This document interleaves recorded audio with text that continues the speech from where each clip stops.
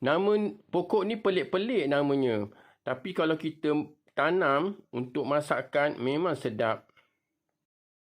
Petang ni Pak Ndak berada di kebun melihat pokok ubi kemili yang agak terbiar juga. Pak Ndak dah lama tak perhatikan. Bila tanam dalam polybag saiz 30x30, pokok ni dah mula membiak dengan cantik.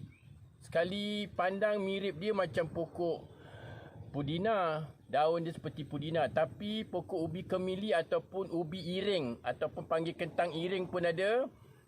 Dan ada yang setengah pun panggil ubi jembut. Inilah dia ubi kemili ataupun ubi keling. Orang lama disebut ubi keling. Bau dia harum. Bila kita gemburkan tanah, kita cabut, bangkit harum dia. Dari segi nama saintifiknya, Stemona curtisi ataupun Stemona siaye. Banyak nama mengikut pada negeri dan daerah, terutama sekali di Indonesia. Panggil kentang Jawa, dia hitam jadi dipanggilkan ubi iring ataupun ubi hitam. Tapi di Malaysia, terutama sekali kawasan Johor, panggil ubi jembut. Daun dan ubi kemili banyak berkhasiat pada tubuh badan untuk dalam masakan kerana mengandungi vitamin C, vitamin B dan juga karbohidrat. Dan ubi ni berkanji. Kalau kita rebus dia, terasa kanji dia. Begitu juga protein dengan prosperous. Itu mengikut pada kajian sains. Dalam masakan boleh dibuat pengat, dibuat sup, rebus dan juga cecah kelapa. Ada juga dibuat keripik. Macam belah-belah Johor buat keripik. Dan juga saya suka kalau goreng memang sedap. Sebab harum bau dia. Ubi ni walaupun kecil, walaupun dia hodoh rupa dia, tapi memang sedap kita buat sebagai kudapan. Ubi kemili memang digunakan oleh orang terdahulu. Kenyang. Waktu Jepun ni memang mengikut orang-orang lama dan juga mak saudara saya, memang menjadi rebutan kerana ubi ni mengenyangkan. Banyak kanji. Itu yang kenyang kan? Sama Pak Ndak, pencetus guna herba. Kalau dicabut, bergentil-gentil isi dia berserta dengan harum. Dan senang tumbuh. Terutama sekali kita boleh tanam dalam pasu, boleh tanam dalam polybag saiz 30x30 ataupun 16x16 dan juga di atas tanah yang gembur. Salah satu polybag ni Pak Ndak terpaksa alihkan dan tanggalkan. Terdapat sebiji saja baru 3 bulan dan yang lain tu baru nak nampakkan isi dia. Ni di ubi kemili. Harum bau tanah ni kita cabut harum bau ubi kemili. Bau-bau lemak-lemak pun ada tapi daun dia memang mirip daun pudina. Kalau kita dapat sepohon pokok ubi kemili ni, kita boleh biarkan. Kita cabut, kemudian kita potong-potongkan batang dia. Kita lerai-leraikan. Begitu juga dengan perdu dia. Kita gunting-guntingkan banyak dapat sebab batang dia lembut dan mudah ditanam.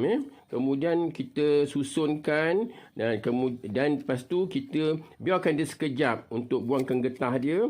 Dan perdu dia tu pun kita gunakan semula. Akar-akar dia tu kita buang-buangkan, kita trim semula untuk kita alihkan kepada polybag lain. Yang ni Pak Ndak nak banyakkan polybag tapi saiz 16x16. Pak Ndak letakkan tanah gembur ataupun tanah gambut ataupun tanah bakar dan juga dengan kokopit.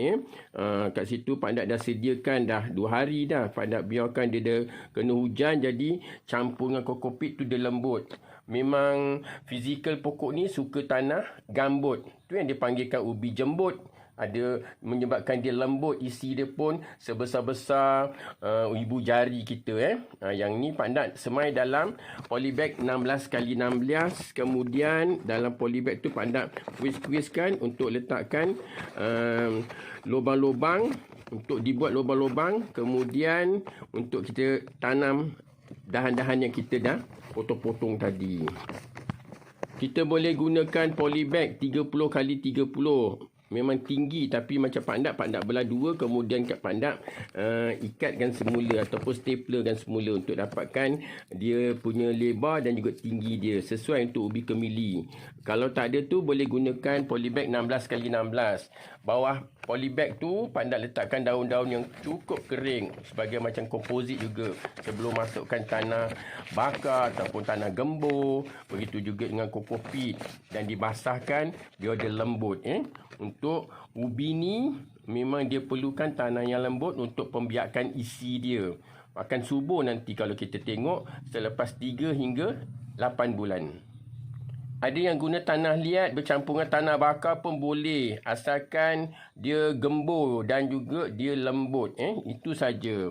Ubi ni tak susah tanam. Kalau kita tanam dengan dia dalam polybag ni, penuh dia punya pokok tu akan bertunas-tunas. Itu yang seronok tu. Ada yang buat batas pun boleh. Kalau batas tu perhatikan, batas tu tidaklah ada kelilingnya dengan air, sebab mudah sangat busuk dia punya akar-akar dia. Kalau dia busuk tu, dia susah nak menjadi ubi C di bawahnya. Kalau cara Pak Ndak tanam, yang dahan-dahan yang Pak Ndak dah potong tu tadi tu, selepas kita lubang-lubangkan tanah dalam polybag tadi, dahan-dahan tu memang Pak Ndak susunkan pada ranting kering, biarkan dia dalam setengah jam. Memang dia akan layu. Untuk kita buangkan dia punya getah-getah dia tu, kita susun setengah jam sebelum kita semaikan dalam polybag. Dalam polybag tu memang Pak Ndak letakkan lubang dia 3 hingga 4. Jadi bila kita susun tu, nanti senang kita dapat dahan-dahan dia. Dia ni memang gunakan batang dan juga perdua pun kita boleh gunakan. Lepas tu barulah kita semaikan dalam lubang-lubang tu, buat dalam 3-4 lubang. Kemudian kita akan masukkan batang-batang tu dan kita pastikan jangan rapat sangat lubang-lubang tu. Lubang-lubang tu untuk pembesaran dia. Itulah dia cara Pak Ndak tanam ubi kemili. Kemudian kita masukkan satu persatu dan kita rapatkan dengan kita rapatkan tanah tu biar dia mampat untuk dia penumbuhan akar dia. Pak Ndak cuba semaikan semula dalam 12 polybag 16x16. Itu yang Pak Ndak semaikan tu. Dalam satu polybag ni buat dalam 4 lubang. Itu yang Pak Ndak masukkan satu persatu. Tapi pastikan jangan terbalik. Kalau kita terbalik nanti akar dia susah nak tumbuh. Kat situ kena hati-hati. Dan kita masukkan dia ke dalam lah sikit. Lepas tu kita kepit dengan tanah. Tunggukan dia hidup, tapi pastikan jangan banyak air. Nanti dia akan busuk nanti. Ini yang cara Pak Ndak tanam ubi kemili menggunakan tanah gembur ataupun tanah gambut. Satu persatu Pak Ndak masukkan ke dalam polybag. Memang nampak layu lah sebab tadi kita jemur, kita nak buangkan getah dia biar dia hidup balik. Tapi dalam setengah jam kita semai, nanti kita siramkan dia. Nanti datang balik dia punya kesegaran dia. Kita biarkan saja, kita pantau saja, jangan banyak air. Tapi letakkan polybag ni di kawasan teduhan.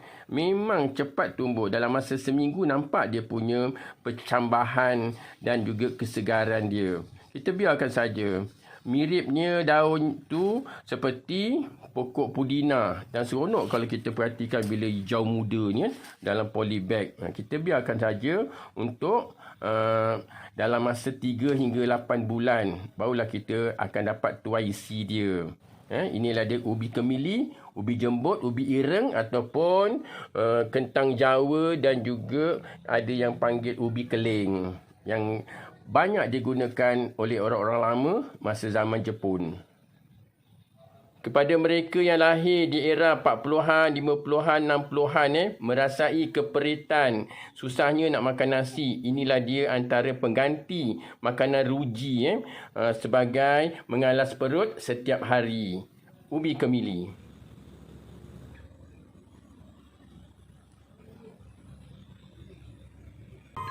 Kalau di kawasan selatan, kita pergi ke Air Hitam, tepi-tepi jalan tu, kalau Pak Ndak balik kampung sana, memang banyak jual ubi kemili. Sebab ubi kemili ni sesuai pada tanah gambut, tanah yang lembut. Yang ni Pak Ndak tanam menggunakan tanah gambut dan juga sedikit tanah merah dan juga dengan kokopit.